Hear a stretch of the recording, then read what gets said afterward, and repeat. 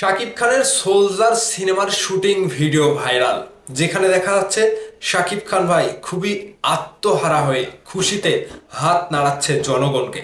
ঠিক এই ফুটেজটা দেখার পর আমি রীতিমতো বুঝতে পেরেছি যে হ্যাঁ, সোলজার হতে যাচ্ছে শাকিব খানের আরো একটা ভিন্ন ধাঁচের সিনেমা।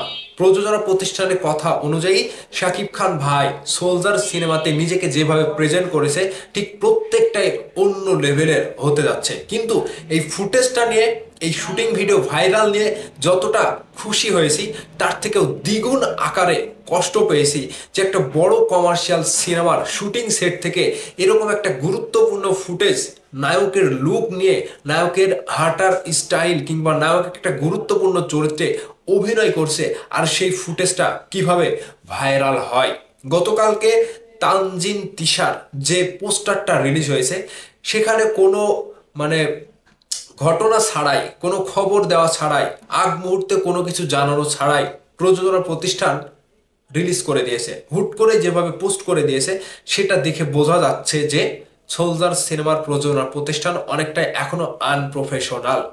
তারই প্রমাণ তারা দিয়েছে। কিন্তু মেগাস্টার শাকিব খানের এই সোলজার সিনেমা নিয়ে যে ধারাবাহিকতায় যাচ্ছিল, এখন পর্যন্ত শুটিং এর শুরুতে যেভাবে কয়েকটা লুক প্রকাশ হয়েছিল একটা গণমাধ্যম থেকে, ঠিক তার পরবর্তীতে কিন্তু আর কোনো শুটিং ভিডিও ফাঁস হয়নি। কিন্তু এই যে শাকিব খান ভাইয়ের যে লুকটা দিচ্ছে এবং যেভাবে তিনি হাত নাড়ে গাড়ি থেকে নামছে, জনগণকে দেখাচ্ছে, ফ্লাই কিস মারছে, ঠিক সেই শুটিং ভিডিও কিভাবে প্রকাশ হয়?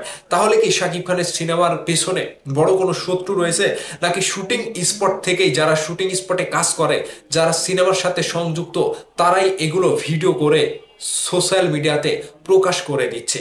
ঠিক এই জায়গা থেকে শাকিব খানের সিনেমার শুটিং শুরু হলে কিংবা সিনেমা মুক্তি পেলেই যে একটা প্রাইভেসির ব্যাপার, কিংবা শাকিব খানের ফুটেজগুলো বিক্রি করে দেওয়া, কিংবা ভেতরে ভেতরে একটা ষড়যন্ত্র করা, এই এই পথটা কবে বন্ধ হবে এবং এই অসাধুচরণ আচরণ কবে বন্ধ হবে? ঠিক শাকিব খানের প্রযোজনা প্রতিষ্ঠান ক্রিয়েট সরি সোলজারের প্রযোজনা প্রতিষ্ঠান যারা রয়েছে তাদেরকে বলতে চাই যে আপনারা যদি শাকিব খানকে নিয়ে শুটিং করেন, যেহেতু আপনারা জানেনই যে শুটিং করতে গেলে অনেকটা বাধা বিপত্তি আসে, কিংবা এই যে সিনেমার শুটিং এর যে দৃশ্য ফাঁস হয়, এগুলোকে আপনারা নজরদারি করেন না? নাকি আপনারা এত টাকা দিয়ে সিনেমা নির্মাণ করছেন, এই টাকার কি কোনোই ব্যথা নাই আপনাদের? কিংবা এত বড় সিনেমা যে আগামীতে রিলিজ হলে তার সবকিছু আগেই যদি দর্শক দেখে ফেলে, সেই সিনেমার প্রতি দর্শকদের একটা অনাগ্রহতা তৈরি হবে কিংবা দর্শক বিমুখ হয়ে যাবে, এগুলো কি সিনেমার ক্ষতি হচ্ছে না?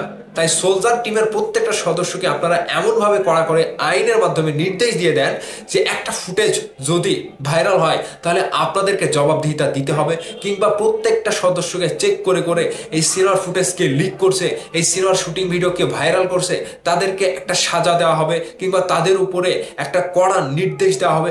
এগুলো কি সোলজার টিম খতিয়ে দেখছে না? ঠিক শাকিব খানের সিনেমায় তানজিন তিশা রয়েছে, তানজিন তিশার শুটিং আমরা দেখতে পাইনি, কিন্তু মেগাস্টার শাকিব খানকে টার্গেট করে বারংবার এরকম ভাবে ফুটেজ লিক করা কতটা গুরুত্বপূর্ণ একটা সিনেমার জন্য, কিংবা সিনেমার জন্য কতটা একটা দুর্দশা? অবশ্যই আপনাদের মতামত কমেন্ট করে জানাবেন। ভালো থাকবেন সবাই।